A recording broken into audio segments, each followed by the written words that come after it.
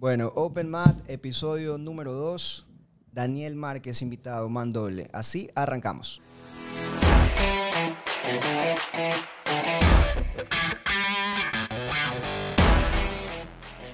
Bueno, arrancamos de vuelta con Open Mat Podcast, el espacio para hablar sobre jiu-jitsu y artes marciales mixtas en el Ecuador. Yo soy Henry Ronquillo, la voz del jiu-jitsu ecuatoriano, para dirigir nuevamente este espacio. Me acompaña el profesor Fernando Soluso. Solu, ¿cómo estamos?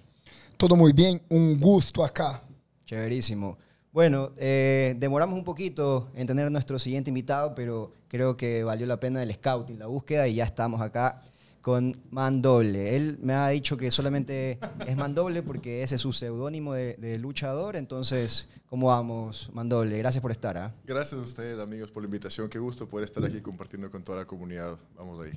Perfecto. Bueno, y como ya lo habíamos manifestado desde el inicio, este es un espacio para hablar, empezando por la historia del jiu-jitsu, que ya la hablamos mucho con el profe Solu, de cómo arrancó este fenómeno acá deportivo en el Ecuador.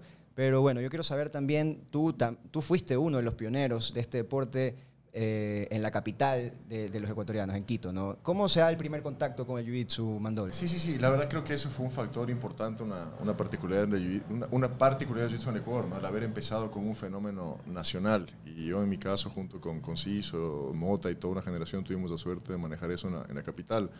A ver, mi historia súper resumida con el tema del jiu-jitsu. Yo, igual que tantos otros, soy un poco subproducto de los triunfos de Royce Gracie en el UFC.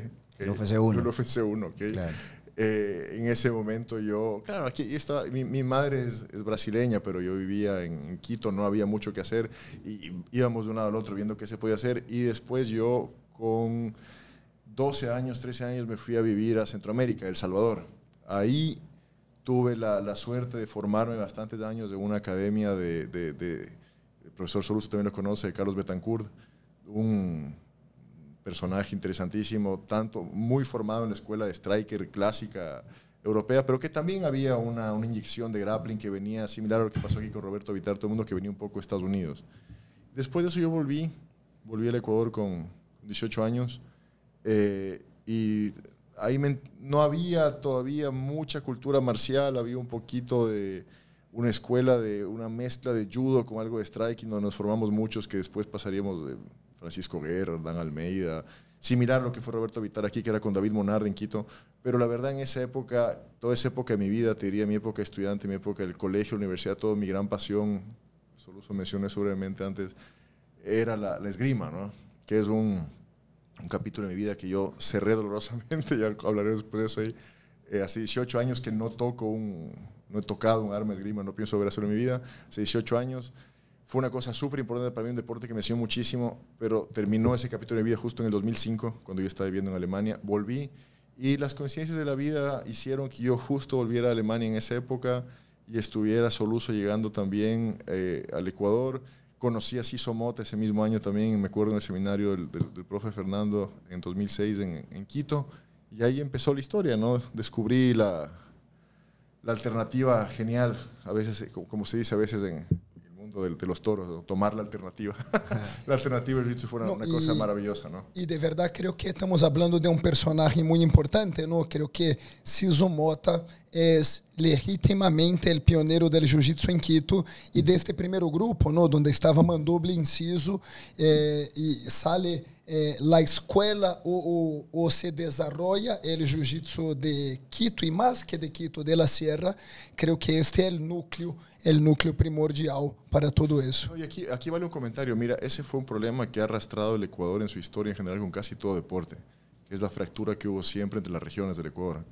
Muy pocos deportes, te diría en algún momento, excepto en el fútbol, en alguna época del Ecuador, el boxeo, han tenido la suerte de tener un desarrollo nacional en el que las regiones avancen compitiendo, pero también amigas. Y eso de verdad fue un accidente en el que un montón de cosas confluyeron. Creo que la figura de Ciso en eso es importantísimo, porque Ciso venía de formarse como Mestre Jacaré Cavalcancho, el abuelo del profe Soluso, en Atlanta. Y pasó varios años trabajando en silencio Ciso en Quito. Y eso confluyó que la presencia hizo en Quito, con la llegada de Soluso aquí a Guayaquil, con la presencia de Iturralde aquí, con el grupo de David Monarde, todos estamos ahí en Quito, fue una suerte que también hay que reconocer Claro. el esfuerzo suicida económico que hizo Soluso de llevar a Fabio Gurgeo a un seminario en Quito en el 2006 que no habían ni... ¿Qué habrán ¿Cuántos habido? 12 practicantes habían? personas. No, y- Todavía terminaste de pagar, creo que todavía sigue pagando la cuenta de ese seminario. No, de verdad, eso era parte de mi plan, ¿no? Y quería que el jiu-jitsu fuera nacional en el Ecuador, y eso me puso muchísimas veces en ese entonces en el bus a Quito, y creo que hasta generó el tercer polo, que era Santo Domingo, en la mitad del camino, ¿no? Entonces, al encontrar ese contacto con Ciso, encontrei el grupo que empecé a trabajar, a fomentar con ellos, y fue ese grupo que fue dando origen a lo que hoy día el jiu-jitsu en la Sierra del Ecuador. Y por hablar de el deporte estar en la costa, en la sierra, creo que es importante, porque en ese momento también empezaron a surgir las artes marciales mixtas en el Ecuador. Y creo que el primer confronto era un confronto entre los kickboxers de la sierra y los jiu-jitseros de la costa. Y hasta los primeros atletas de la sierra que empezaron a entrenar jiu-jitsu en la costa, como Mandoble mismo Maurílio y Moya, creo que simbolizan un poquito lo que es la escuela de las artes marciales mixtas en el Ecuador. Y otro tema que nos hace, bueno, que me hace recordar... Porque hay algunos peleadores veteranos de las artes marciales mixtas en el Ecuador que forman parte de la comunidad quiteña, que también desarrolló en sus inicios este deporte, ¿no? Entonces, a mí sí me parece un poco interesante cómo llegan a confluir todas estas cosas, porque son varios hechos aislados, ¿no? La llegada del jiu-jitsu a la costa o a Guayaquil con Roberto Vitar, luego de haber visto el UFC 1, unos años después la llegada de Soluso ya como un cinturón negro que buscaba la evolución, el desarrollo casi que a la par, o la llegada de Ciso Mota en Quito, y todo esto que llega a confluir. O sea, ¿es una gran coincidencia hermosa o simplemente son cosas que deben de pasar? A ver, yo creo que menciono solo 2 episodios históricos rapidísimo que ayudan un poco a tener las... a ver, primero respondo a tu pregunta, yo creo que las cosas se dan cuando tienen que darse, nunca se van a dar antes ni se van a dar después. Y creo que una persona que tiene, además de tener la visión y los sueños, una persona que quiere hacer las cosas tiene que tener la sensibilidad también de sentir cuándo es el momento y cuándo no es. ¿Okay? Creo que lo que pasó con el jiu-jitsu en el Ecuador era el momento, en 2006. No antes ni después, tenía que ser ese momento. Y como muestra eso te pongo dos hechos. La gente a veces ya no se acuerda mucho.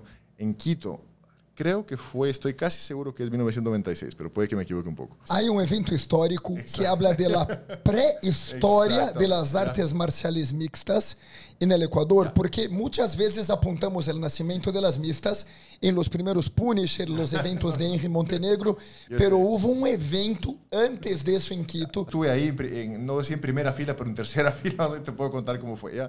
Fue un evento que se llamó Combate Total. ¿ya? Y fíjate a que tengas una idea lo que quiero decir, la grandeza de la cosa y cómo pese a eso no prendió porque no era el momento. Mira, fue un evento que fue en el Coliseo Rumiñahui de Quito, cuando el Coliseo Rumiñahui era lo que era todavía, que ahora está un poco olvidado, pero en esa época estaba en su auge. ¿Okay? Segundo, contó con el apoyo de federaciones, de cosas, todo el mundo se unió atrás de eso. Creo que hubo hasta dinero oficial. Los hermanos Papín en ese momento, que tenían un capital, pusieron una jaula linda, hermosa, hecha para eso. 1996, es decir, el UFC acaba de ser 3 años. ¿Okay? Claro. Y eran apenas 3 años y se quiso hacer un evento de esa escala, ¿ya? Pero de esa escala también significó que sin pesos, sin guantes, claro, sin tiempo de rounds, vale sin todo. nada, eran literalmente las reglas del 96, ¿ya?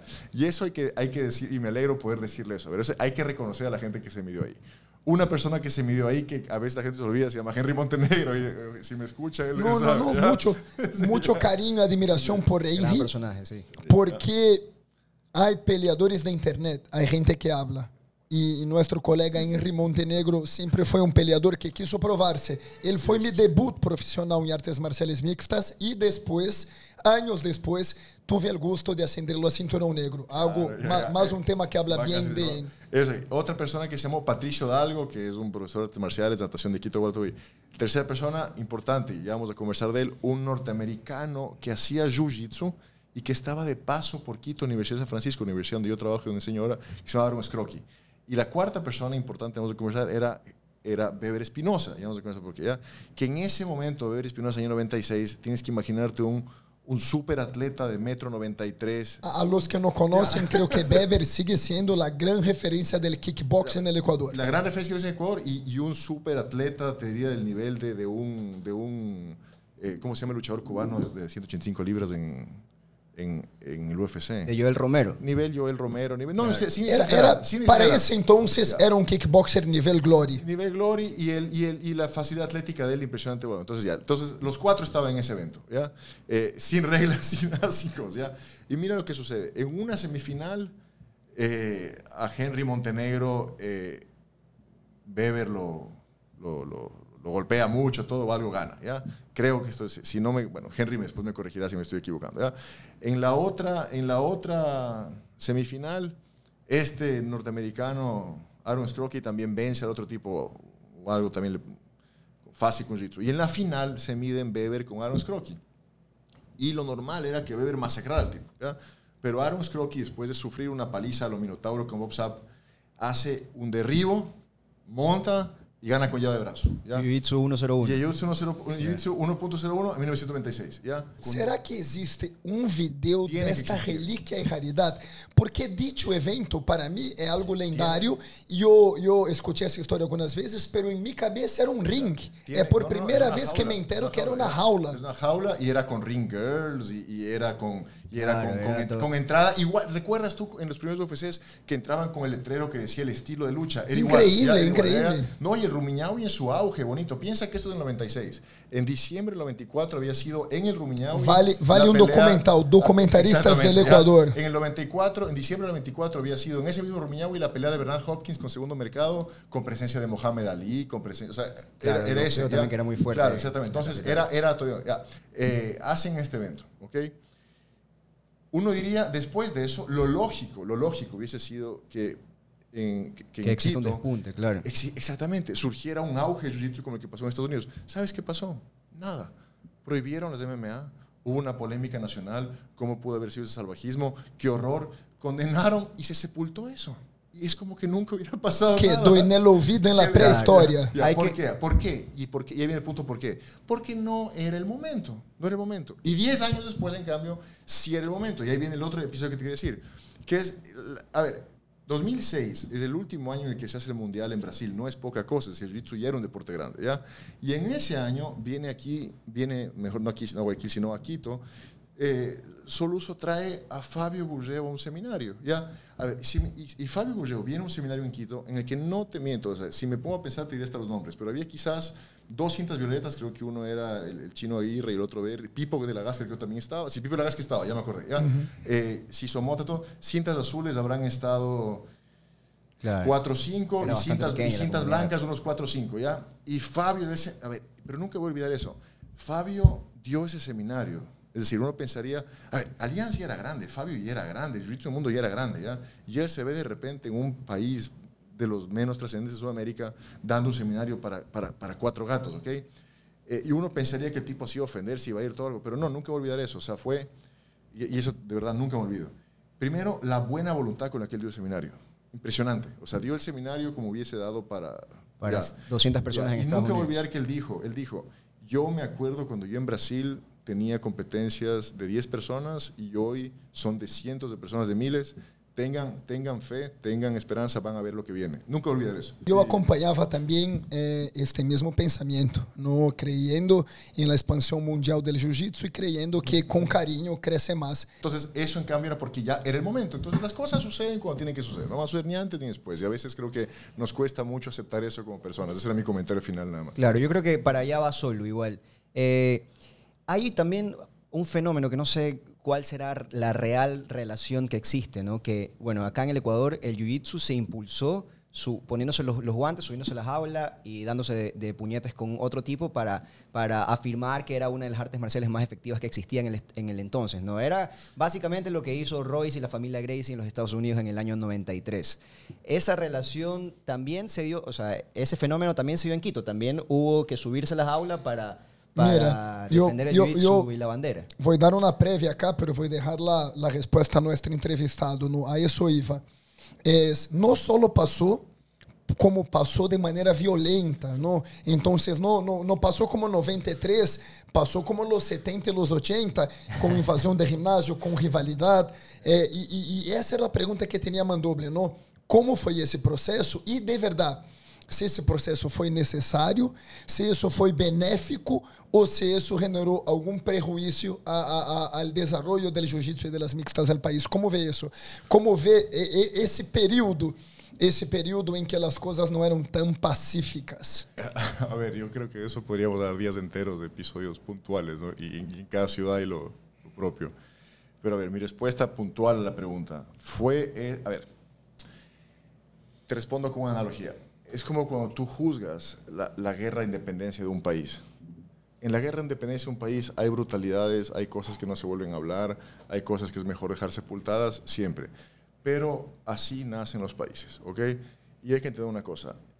Cuando no hay reglas claras y cuando el sistema no es legítimo, nadie cree en el sistema, la fuerza tiene que fundar un sistema en el que la gente cree. Esa es la ley de la historia, ¿okay? Es decir, si mañana generamos unas leyes, un país en el que nadie cree, tarde o temprano la fuerza va a imponer y va a generar algo en lo que la gente sí cree porque lo vio, ¿okay? Las artes marciales en el Ecuador tocó hacer lo mismo. Es decir, había un montón de ficciones, de instituciones falsas, de había mucha gente hablando y creo que yo tuve que imponer con violencia. Había mucha gente hablando, había muchos tigres de papel, había muchos mitos, muchas cosas. Claro, artes marciales tradicionales también acá en el Ecuador, ¿no? Sí, pero a ver, a mí esa palabra tradicional no me gusta porque yo creo que en el fondo todo es más, o sea, yo creo que todo lo que, a ver, creo que lo que sirve hoy sirvió hace 5.000 años. Correcto. Y entonces lo tradicional siempre está ahí. La palabra que quizás me gusta usar a mí más es como ritualizado, es decir, cuando algo es tan ritualizado que ya no es real. Entonces había mucha cuestión ritualizada, absurda, y muchas figuras así, todo, y el problema era con eso, era que generaba una mentira y la gente creía que empezaban las mentiras, las cosas, y la gente creía tonterías. Entonces lamentablemente tuvo que ir un momento de fuerza a imponer sentido común y orden otra vez. Eso fue lo que se tuvo que hacer. El jiu-jitsu fue disruptivo en todo caso, ¿no? Para la época. No existía la Comisión Atlética de Nevada. Entonces, cuando había una pelea y se discutía quién ganó o no ganó el round, algunas veces tocó pararse sobre el round y hablar, ganó ese o no hay un round extra. Otro round más o vamos sin guantes. Ya salimos de eventos. No, Daniel estava comigo, ¿no? 3 o 4 valientes deteniendo la puerta del vestidor, los rivales afuera intentando derribar la puerta, hasta que llegó la policía y salimos protegidos como árbitro de fútbol. Te diría más que disruptivo, fundacional, porque había que crear o sea, es decir, había que por medio de la fuerza separar lo verdadero de lo falso, lo correcto de lo incorrecto. O sea, eso fue lo que se hizo. Entonces viene la pregunta, ¿fue eso necesario? Yo creo que sí fue necesario y fue justo. ¿Es algo que todo fue bien hecho, todo bonito, todo de lo que nos orgullecemos? No, hay capítulos vergonzosos y así es la vida. ¿Hace falta volverlo a hacer? Creo que no. Creo que ya está hecho. Ya fue hecho, ya fue pasó hecho. ese momento. Exactamente. Y eso es lo cuando, que yo creo. Cuando hablo essas histórias em Brasil, as pessoas não me compreendem porque é anacrônico. Não hace sentido invadir um ginásio em 2008. Claro, cuando eso pasó en 96. Pero foi necessário no Equador em dicho momento. E as pessoas que me conhecem de Brasil não entendem que me puse em algumas posições violentas, pero de verdade não havia como fazer isso sem esse grado de violência. Ok, esto es un episodio violento, necesario para la época, y vamos a escuchar para aprender un poco de la historia, y esto seguramente va a ser uno de los clips viralizados. Te cuento un episodio mío, pero no voy a dar el nombre, pero quiero dejar claro que es una persona que respeto muchísimo y él sabe quién es, ¿ya?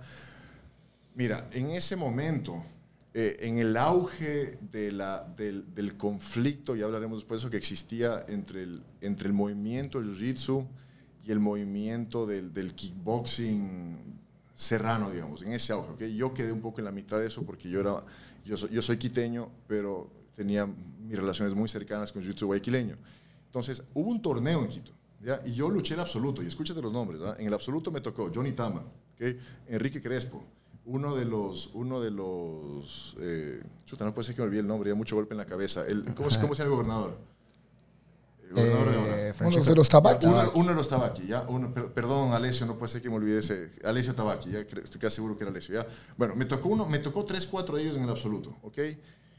Salí muerto, es decir, no podía ni siquiera caminar eso. Pero ¿qué pasaba? Esos días en redes sociales me habían ofendido a mí de forma terrible y de frente, ¿ok? Me habían dicho cosas que hoy en el mundo de hoy, la gente en redes sociales no se toma en serio, pero en esa época, en la polémica en la que estábamos, que te insultaran de esa forma con nombre y apellido contra todo lo que te representabas, era intolerable.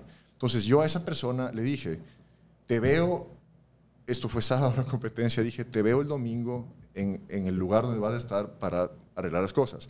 Ya, y el problema es que... Arreglar las cosas significaba sacarnos la madre, sí, ¿o no? ya, pero ahí viene el problema, que el arreglar las cosas era en el sur de Quito, ¿ya? Okay. Y el sur de Quito es, la gente que no es de Quito, es decir, Quito es largo, es como un rectángulo, ¿ok? Gueto. Hay de todo, pero el norte de Quito y el sur de Quito son dos mundos diferentes, ¿ya? Okay. Y esto en el sur de Quito, en el medio del sur de Quito, en un parque en el sur de Quito, ¿ya? Y los peleadores del sur de Quito son duros, duros, ¿ya? Y este era uno de ellos, ¿ya? Y yo dije, ok, primero, yo estaba muerto del día anterior, no podía caminar, ¿ok? Yo dije, segundo, y sí, la cosa era vernos y pelear en el parque con MMA sin reglas, o sea, a muerte, hasta que uno de los dos... Hasta que uno diga, no puedo más. Hasta que uno diga no más o esté inconsciente en el piso, ¿ya? Ok. Y no era un tipo pequeño, un tipo valiente además, ¿ya? Entonces, yo dije, a ver, estoy muerto, pero si yo no voy, o sea, el lunes el tipo va a hablar todas las cosas y yo no voy a poder decir nada porque el tipo va a tener razón. Entonces dije, bueno, voy a ir. Y después dije, puta madre, no debería ir, perdóname la palabra. Dije, tal vez no debería ir solo al sur de Quito porque, o sea, ¿qué tal que me cogen entre todos y me masacran? Pero dije, si yo voy solo, por último, algo puedo argumentar. Pero si yo junto a un montón de amigos en el carro este rato y llegamos en grupo, ahí sí tienen derecho de vernos como invasores y meternos una paliza. Entonces dije, voy a ir solo, ¿ya? Entonces... encomendándome al destino, cansado del torneo anterior, pero cansado, no entiendes lo cansado que estaba, o sea, metí mis cosas en la mochilita, subí mi carrito y fui al parque, ¿ya? Y nunca voy a olvidar, cuando llegué al parque, no creían que yo estaba ahí. Y yo dije, bueno, vengo a buscar al caballero aquí, ¿ya? Y había un evento deportivo de peleadores, porque ellos tenían su evento ahí el domingo. Y bueno, te voy a resumir el caso, nos pusimos ahí, enfrente de todo el mundo en el sur, y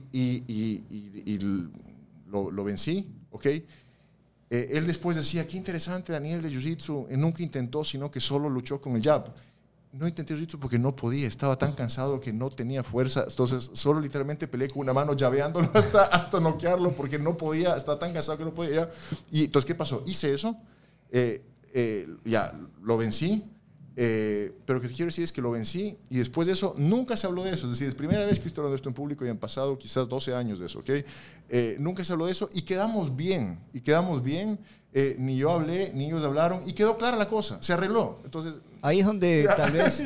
Qué lindo momento, ¿no? Claro. Tú y yo, puñete limpio en el parque. Es una pelea de caballeros. Pero ahí, claro. ahí es donde viene el comentario de Solu, ¿no? A veces estas historias parecen anacrónicas, como bien lo dices, ¿no? Porque hace 12 años no ha pasado tanto de 12 años. Daniel es mi testigo acá de que yo debo tener unas 10, 15 de esas que combinamos de no dar detalles. Tenemos que hacer 2 capítulos más para hablar de eso. Pero lo que quiero decir es que este tipo de episodio, en lo brutal que es, en lo primario que es, en lo anacrónico que es, en lo ridículo que puede pasar a muchas personas, porque más yo ya no era un niño, o sea, ya era un adulto también, igual todo el tema, y me estaba arriesgando a cosas serias también, o sea, me imagino que me pueden haber hecho. Bueno, porque es que episodios como esos sirvieron para poner los puntos sobre las 10 y cerrar capítulos, que es lo que hace falta. Si no, tal vez estaríamos todavía con polémicas tontas y el deporte no avanzaría y seguiríamos con pendejadas. Entonces, lo bueno fue que eso sirvió para cerrar capítulos y progresar. Correcto. Hablando del avanzar el deporte, creo que avanzamos en muchos aspectos. Pero ¿crees que tenemos en el Ecuador una escuela de artes marciales mixtas o es un accidente Tito Vera y Michael Morales? Porque yo tengo la impresión de que hay mucho talento, pero que falta escuela. Hasta quien sumó a esta escuela y dónde esa escuela quedó botada. Y me gusta la comparación, te comentaba, yo creo que Perú tenía un escenario con dificultades económicas y muchas cosas en contra, pero yo veo hoy por hoy los peruanos recibiendo el mérito por el trabajo que viene siendo hecho a muchos años. Veo varios peruanos en posiciones destacadas en el UFC, el Mundo Pinedo, en la final de la PFL, y veo una escuela, características en común del peleador peruano. ¿Crees que a pesar de todo eso, porque esa es mi sensación, que hubo un momento en que en el Ecuador se desordenó y perdimos lo que venía siendo hecho de crear una escuela de mixtas y eso se desorganizó y de ahí salió Chito, pero hasta ahí, y lo que tenemos ahora es talento puro, pero de manera desordenada? Sí, mira, la mejor analogía que te hago esto es con el fútbol igual. A ver, yo creo, hoy el Ecuador tiene una tradición de escuela de fútbol, toda una fábrica de futbolistas, ¿ok? Antes no había, pero no obstante, cuando había futbolistas tan talentosos, pero que ya tenían tanto talento que no había forma de que no surgieran, surgían. Pero surgían no gracias al medio, sino pese al medio de lo talentosos que eran. Eso fue Alberto Spencer, eso fue Polo Carrera, eso fue incluso Alex Aguinaga, incluso diría Jaiván Caviedes. Es decir, era gente ya tan brillante que por más que les pongas en la peor circunstancia, terminaban surgiendo y brillando, ¿ok? Ya, yo creo que en las MMA en el Ecuador todavía estamos en el mismo momento. No hay, honestamente, yo creo que no hay un carril claro para formarte, no hay un carril claro para surgir, las coordenadas del camino no están, pero... O sea, gente como Chito, que tiene, ya hablaremos de él, una serie de virtudes, o gente como Michael Morales es tan talentoso que no hay no hay forma de que no surja, me explico, es un Spencer. O sea, entonces resumiéndote el tema, creo que esos casos que has mencionado no es gracias al país, es pese al país, es punto de talento. Creo que hablemos un poquito de esos dos. Vamos primeiro a Morales, ¿no? Como vê Morales, como vê sua invicta, como vê o futuro. Eu lo veo físicamente un monstruo para la categoría. Desglotado para esa categoría, sí. Yo lo veo peleando muy tranquilo, defendiendo derribos muy bien, donde pone la mano no crece cabello, no tiene una facilidad para buscar caos. ¿Cómo lo ve? Voy a empezar, a mí me gusta siempre decir primero lo malo y terminar con lo bueno para que lo bueno pese más. Entonces, no lo malo, pero las debilidades. A ver, yo creo que él tiene solo dos riesgos fuertes. El primero es que se confía mucho de su quijada, ¿ya? Creo que recibe más de lo que necesita. Nunca es bueno recibir y yo creo que él, o sea, justamente por lo imponente que es, se confía demasiado y aunque él sabe que no lo van a noquear, que no lo van a tocar, nunca es bueno que te peguen. Entonces creo que él está recibiendo más de lo que debería. Esa es mi única observación número uno. La otra habilidad que creo que tiene es que la juventud es un problema en una cosa, es decir, que las tentaciones que la vida le va a deparar a él. Seguro, tiene 24 años, ¿no? Y está ese invicto. pelado no alcanza, no, y las tentaciones que le esperan por delante. La última vez que le vi en California, le comenté que lo veía acá en el Ecuador y lo vi todo bling bling, lo felicité. Sí. Lo felicité que estaba gangsta con la cadena. Las tentaciones que le esperan a él por delante son de verdad monstruos descomunales. Y si él, entonces, él tiene que tener cuidado de no derrotarse él mismo, de no dejarse él que esas tentaciones lo devoren a él. Que el Ecuador tiene una gran historia en deportistas que estaban destinados para la grandeza, pero que ellos mismos se destruyeron, ¿ya? Entonces creo que esos son los únicos dos peros que le veo a él. Ahora, las buenas cosas que tiene él, o sea, podemos hablar todo el día de eso. O sea, primero tocaron el punto importante. El tema atlético es de verdad un espécimen, el caballero. O sea, eso... O sea, de esos nace uno cada, no sé, ¿ya? Segundo, tiene una virtud con la que se nace o no se tiene, que es la pegada. O sea, el punch. O sea, él tiene punch, él fue bendito con punch. O sea, pelea sencillo, ¿no? 1-2, pero el 2 tumba. Exactamente, mira la manera. Y eso, el que no tiene eso puede pasarse entrenando, sufriendo. No lo tienes. O sea, eso puedes ver en los niñitos. Ya dices, pégame nada más y ves a quién Dios le dio pegada y a quién no. Entonces, claro. El tipo tiene eso.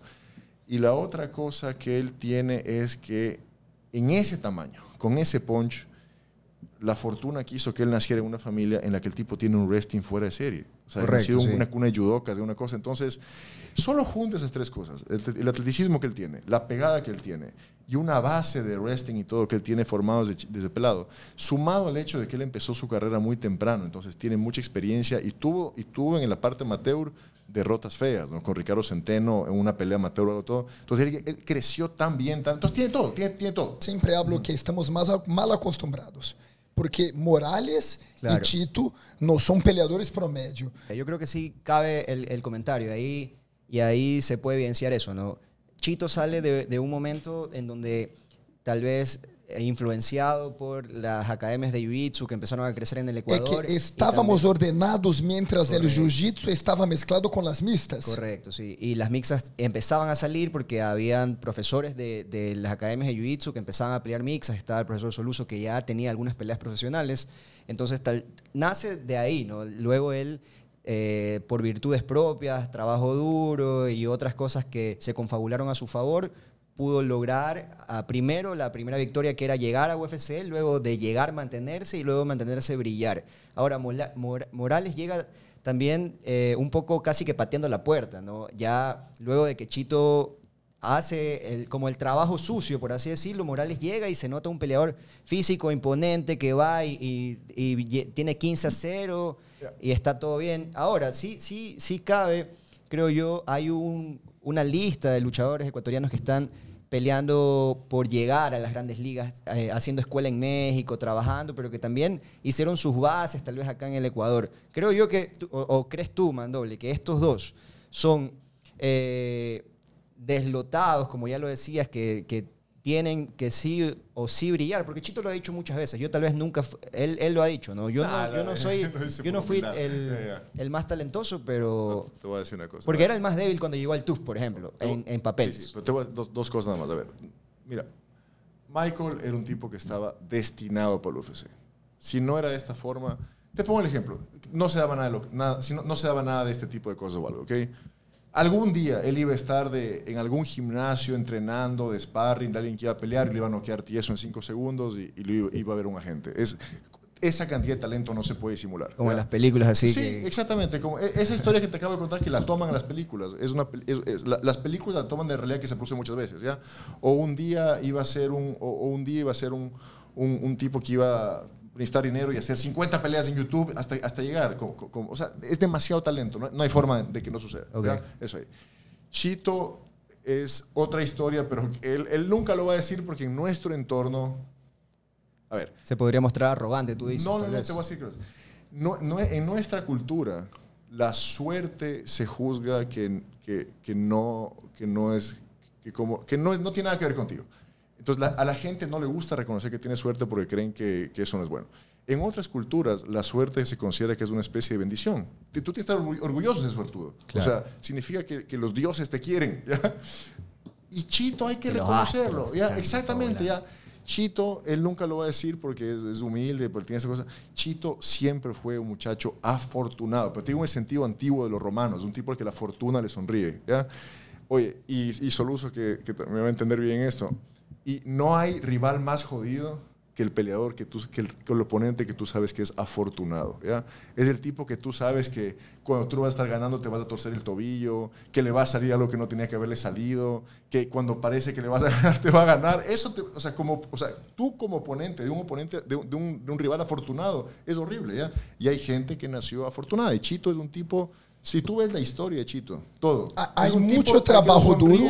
Hay un montón de trabajo duro, pero es un tipo que siempre la fortuna le sonríe. Correcto. En el momento adecuado. No, y él no tiene que avergonzarse de eso. Creo que la última combinación, ¿no? El último evento del UFC, el mejor ejemplo de fortuna. Correcto, totalmente. La victoria de Chito, la victoria de O'Malley y... Si seguimos afortunados como vamos, ¿no? Yo no dudo que va a pasar eso. Yo quiero que Daniel dé su pronóstico para Chito Vera y Sean O'Malley, porque él tiene un pronóstico muy marcante. Primero va a pasar sí o sí, según tú. Según yo, es que no entiendo por qué no podría pasar. Yo no entiendo por qué el UFC quisiera perder plata. Es decir, tienes un tipo súper comercial como O'Malley, ¿ok? Y además es un tipo que quiere ajustar las cuentas con Chito. Tienes un tipo súper comercial que tiene todo el mundo hispano atrás de él como Chito. Tienes los dos en su mejor momento. Y tienes la posibilidad en un año, además, en el que el mundo está saliendo de pandemia, que hace que el mundo tiene hambre de campeones, todo. ¿Por qué no hacer esa pelea? No entendería, la verdad. Yo creo que el UFC debería plantarse fuerte y decirles a los dos agentes, a ver cuánto quieren, pero va a haber esa pelea. No entiendo por qué no hacerla. Sería, ¿qué tal que deciden no hacerla y cualquiera de los dos pierde la siguiente y pierde una pelea boba? Es una tontería. Es el momento para hacerla. Y si la hacen, ¿cómo la ve? Técnicamente yo no soy pitonizo, no soy profeta o algo, pero voy a decir lo que en verdad siento. Yo siento que va a ganar Chito. O sea, todo confluye para que gane Chito. Y es más, hasta te puedo decir cómo va a ser. ¿Ya? Va a ver la pelea y O'Malley va a entrar y lo va a ver más grande, lo va a ver más fuerte, lo va a ver más rápido. Y O'Malley lo va a entender por qué. Y va a decir un poco lo que pasó a Adesanya con Strickland. ¿Ya? Correcto. Sucede que tú no entiendes qué está pasando. Dices, mierda, ¿qué pasa que no carburo? Este tipo está más rápido, lo que en verdad es que me pasa. Y así. O sea, yo veo esa pelea así. Yo veo que Chito lo va a ganar. Yo estoy como a doble. Chito campeão del mundo e quando Equavisa haga la novela eu quero elegir el ator que hace mi personaje. Ok. Por favor, un actor pinteiro. Ese tipo de cosas importan, ese tipo de cosas, de cosas pasan. Mira la primera pelea de Chito con O'Malley. Yo escribí eso alguna vez en el Facebook. Dije, están descontando muy rápido a Chito. Dije, o sea, O'Malley es un tipo frágil, o no sé qué. Ese tipo de cosas suceden. O sea, la gente, a ver, esto no lo he dicho yo, lo hice un montón. Me acuerdo, Andrew Ward, un boxeador, decía eso. A veces tendemos a crearnos monstruos en la cabeza, ¿no? Creer que hay héroes invencibles y monstruos. No, o sea, no importa, puede ser O'Malley, puede ser quien sea, todo el mundo tiene alguna cosa. Claro, porque pudo haber ¿ya? sido tal vez la pelea con Sterling o la pelea con Peter Yan y era el campeón Sterling, el ex campeón Peter Yan. Igual yo creo que Chito se subía y podía dar una gran pelea. Sí, ahora, regresando a algo que conversamos con Soluso, ahora ya también para mostrarnos un poquito más relajado y agradecer a Cultura Açaí, que está... Quero agradecer nuestro nuevo auspiciante Cultura Açaí, sin olvidar de Monster, ¿no? Y Ópticas Hill, apoyando acá nuestro proyecto del podcast acá. Y bueno, ahí también para refrescar un poco vamos a tomarlo. Quería que me gustó mucho eso que dijo Mandoble, ¿no? Creo que yo lo veía así. No sé si tú supiste, Mandoble, pero yo fui a la pelea de Chito, la que peleó con Cory Sanhagen. Yo estuve allá cubriéndola porque yo soy periodista y me gusta bastante dedicarme al lado de las artes marciales y le doy porque es algo que está en auge, ¿no? Entonces me gusta, es un nicho que hay que explotar. Entonces yo tuve la oportunidad de ir, cubrir, primero que vi un fenómeno brutal que no lo había visto antes, que era la identificación de una afición extranjera de forma total hacia un ecuatoriano, como lo era Chito, ¿no? En San Antonio habían 17,000 personas entre mexicanos, estadounidenses y de distintas nacionalidades del mundo, gritando, y algunos con la bandera de Ecuador, con la camiseta de Ecuador, y ya. Ahora, esa derrota, de la que no se habló demasiado, la verdad, y a mí me gusta lo que dijiste, porque hay cosas que tienen que pasar y tienen que confluir. Yo la veía, yo la conversaba con amigos y cosas así, y yo decía... Yo lo veo esto como una gran historia. O sea, es como Chito venía en una racha de cuatro victorias consecutivas y es como el knockout de Rocky que tuvo que tener para que el man se vaya a la montaña, entrene como maldito y regresa y va a pelear por el campeonato. La grandeza de Chito. Cuando le preguntaron qué pasó, ¿qué dijo él? No estaba ahí y no puede prender la máquina, sí. Él dijo, no sé. O sea, pudo haber dicho, estoy enfermo, me pegaron en la costilla, la vida está dura, las elecciones en Ecuador. No. Lo que tiene mejor Chito es su mindset. Su cabeza es su punto más fuerte. ¿Qué tiene Chito como mejor peleador? La cabeza. Y deja dar mi opinión. En esa pelea, Sanhagen peleó con la espada más larga. Chito pelea con la espada larga. Y Sanhagen usó una espada más larga que la espada de Chito. A ver, yo creo que también Chito tiene un tema táctico que Sanhagen aprovechó mucho. No solo Sanhagen, mucha gente aprovechó mucho. A ver, creo que la forma como se formó Chito, valga la redundancia, él es lo opuesto a Michael. Siempre aprendió que no es bueno que le peguen. Y yo me acuerdo cuando conversamos con el camerino, siempre, yo un par de veces compartí con el camerino, él siempre estuvo consciente de que no es bueno que le peguen, ¿ya? Entonces, él desarrolló un hábito que es un hábito muy sabio, pero que ya a niveles a veces de finales todo tienes que liberarte un poco de eso. A él no le gusta chocar, ¿ok? Si tú ves de primer round, hay peleadores a los que les gusta salir a primer round y salir como dos toros a chocar. Como los carneros, hay veces que tú tienes dos carneros que van y se chocan y uno muere y el otro no. ¿Ya? Hay gente a la que no le gusta eso y hay gente a la que sí le gusta eso. Chito no le gusta. Chito, si tú te fijas, él el primer round siempre sale un poco a retraerse hasta poder coger hasta poder leer al oponente, y una vez que lee al oponente, decodifica al oponente, coge el timing del oponente bien, ahí empieza a soltar, ¿ok? Entonces, yo creo que Sanhagen aprovechó muy bien eso, le ganó rápido el primero, el segundo no dejó que lo decodifique, y cuando Chito quiso empezar a correr, era tarde. Claro, Entonces, eso es algo que Chito quizás algún rato tienes que empezar a salir un primer round a chocar como carnero, a veces toca, ¿no? O sea, a veces... Creo que se notó en la última pelea con Pedro Muñoz, ¿no? Fue más fuerte desde el principio, fue estratégico. Se siente muy cómodo Chito si tiene un adversario más pequeño y con menos alcance de él. Esa matemática es 10 de 10. Bueno, pero en ese caso, con O'Malley sería distinto, ¿no? O'Malley es más alto y no, tiene más alcance. pero con Lineker, por ejemplo... Lineker le dio. Pero si Lineker no noqueó, Cinco nadie rounds, lo va a noquear. 5 rounds ganaba Chito. Sí, sí. Claro. 5 rounds ganaba Chito. Con Aldo también. Con Aldo Chito hubiera ganado 5 rounds. ¿Ya? El tercer round de Chito con Aldo, él por las ganas de noquear a Aldo pasó de largo y Aldo sabido se quedó ahí en la espalda. Mira el segundo round. Mira un día el segundo round del video de Chito, de la pelea de Chito con Aldo. ¿Ya? Tú vas a ver que hay una que Chito le pega a Aldo más limpio que McGregor. Sí. Hasta la misma combinación y sasa, boom, más limpio que McGregor. Pero ¿qué pasó? Era el segundo round recién y el punch de Chito no es quizás como el de McGregor y Chito se contiene. Te digo, no, McGregor sí sale un primer round a chocar como carnero. Chito no. Entonces, ese que le pega a Aldo es más limpio que el de McGregor, pero faltó un poco el deseo de capital que se lo guardó para después. Y cuando se lo guarda para el tercero, ya Aldo aprovecha. Ese fue el análisis. Nos quedamos guindados en una conversación de fanáticos de la MMA. Bueno, en el primer podcast, y ya viene desde antes del tema internet, quería que apuntaras para ti los 5 puntos históricos más importantes del jiu-jitsu del Ecuador. Y quizás apunte algunos destaques del jiu-jitsu en Quito también. Correcto, o sea, las 5 cosas claves que tuvieron que pasar para que el jiu-jitsu del Ecuador esté posicionado donde está ahora, que es destacado a nivel mundial, que es considerado una potencia solamente por debajo de Brasil en Latinoamérica. Entonces, ¿qué es lo que tuvo que pasar? Yo creo que hubo 5 momentos importantes. El primero... a ver si coinciden también con los que dijo. El primero,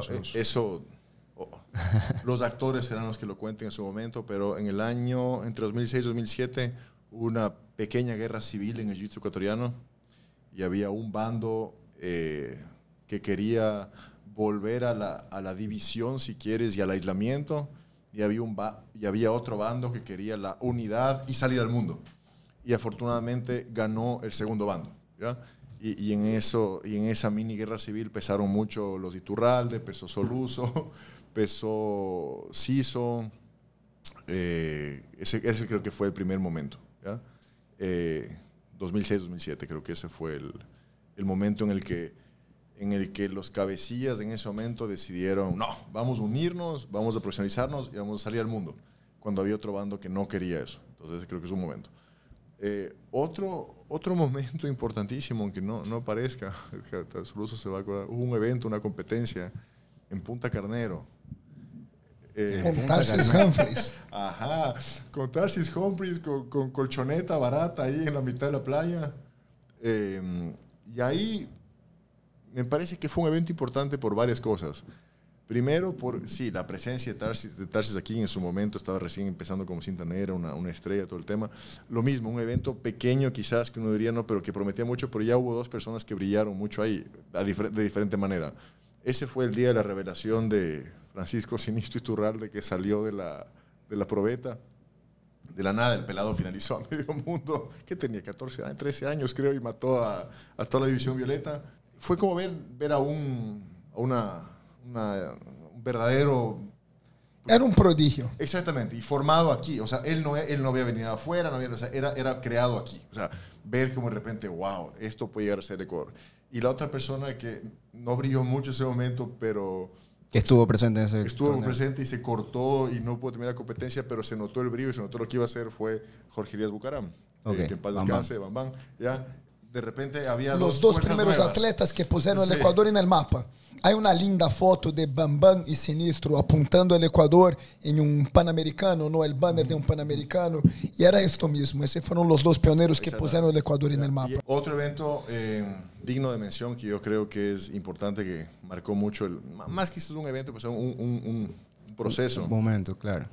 Son la campaña que tuvo Leo Iturralde en la cinta café, que llegó a campeón mundial. Fue campeón Campeón mundial. Claro, sí. Campeón mundial sin kimono, segundo colocado con kimono, destaques en el Panamericano, fue muy sólido. Y aquí que Leo me perdone por lo que voy a decir, pero lo respeto muchísimo, lo estimo inmensamente. Pero ¿por qué? Porque Leo era un tipo tanto talento, o sea, un talento que excedía su confianza en sí mismo. ¿Me explico? Entiendo lo que estoy diciendo. Correcto, o sea, sí. Tan talentoso que pese a que a veces no tenía confianza en sí mismo, el talento ya se imponía.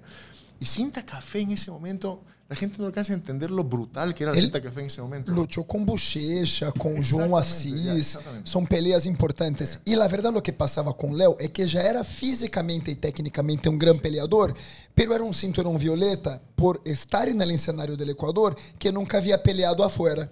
Hoje dia, Léo Iturralde enviou mensagem para mim que estava contento, que foi invitado a dar a classe no Dream Art em São Paulo, Brasil. Então, é um reconhecimento internacional. El cuarto momento creo que fue impresionante también. Hay una pelea de MMA. Ahí voy a terminar con dos peleas de MMA. Okay. Creo que una es la del profe Soluso con su archirrival Raúl Gacho Jiménez. Claro, yo también la tenía en la cabeza. Por lo que significó. ¿ya?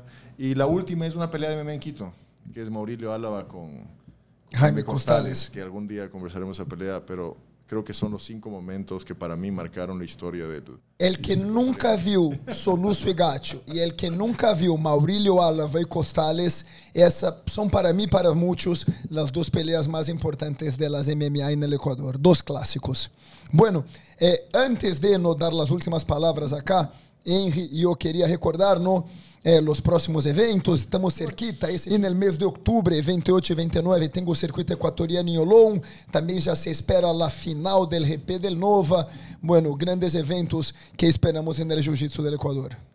Y bueno, sí, vamos a ir ya un poco cerrando, ya tenemos más de 40, 45 minutos. La idea es que estas conversaciones sean también digeribles porque bueno, es muy entretenido. Mucha gente que... No, yo quería quedarme acá un par de horas claro, más. Yo también. Además que nos quedamos guindadísimos para la conversación del... Otras peleas de mixtas, invasión de gimnasio, pelea puño limpio en el parque. Correcto. Algún día hay que escribir un libro cuando ya las susceptibilidades de unos 30 años. Claro, claro. Pero bueno, yo creo que ya la historia...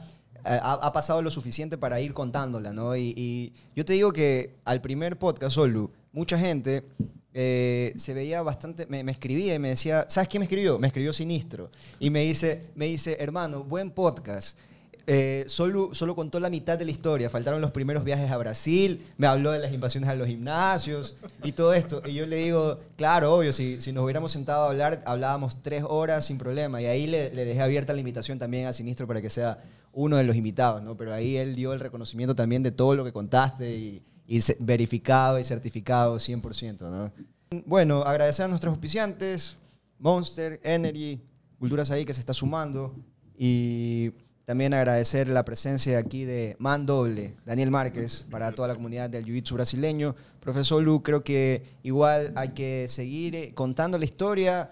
Más adelante vamos también a inmiscuirnos un poco más, invitando peleadores de artes marciales mixtas, que yo creo que igual van de la mano, ¿no? Acá en la evolución y la historia del jiu-jitsu brasileño en el Ecuador, van de la mano en cuanto a su crecimiento, aunque después tal vez se separaron y tomaron caminos distintos. ¿Algo más que decir, Solu? No, pendiente de los próximos episodios. Ahí tenemos ya hablado con el profesor maestro Bitar para que venga acá a contar los primordios del jiu-jitsu del Ecuador. Y bueno, esperando confirmar nuestros próximos invitados. Profe, muchísimas gracias por estar. ¿Algo que quieras decirle a toda la comunidad del jiu-jitsu brasileño en el Ecuador? No, de verdad también muchísimas gracias por la invitación. Solo que una cosa que yo siempre digo también, yo soy profesor también de historia, creo que siempre hay que juzgar el pasado con buena fe, ¿ya? El pasado no hay que juzgarlo, hay que entenderlo. Entonces, cuando vemos esto, hay que juzgar con buena fe siempre. Correcto. Nada más. En todo caso, este fue el segundo episodio de Open Mat Podcast. Mi nombre es Henry Ronquillo, la voz del jiu-jitsu ecuatoriano. Mi co-host, el profe Fernando Soluso, de OG. Ahí está, hoy había olvidado de OG. Daniel Márquez, señores, aquí cortamos. ¡Os!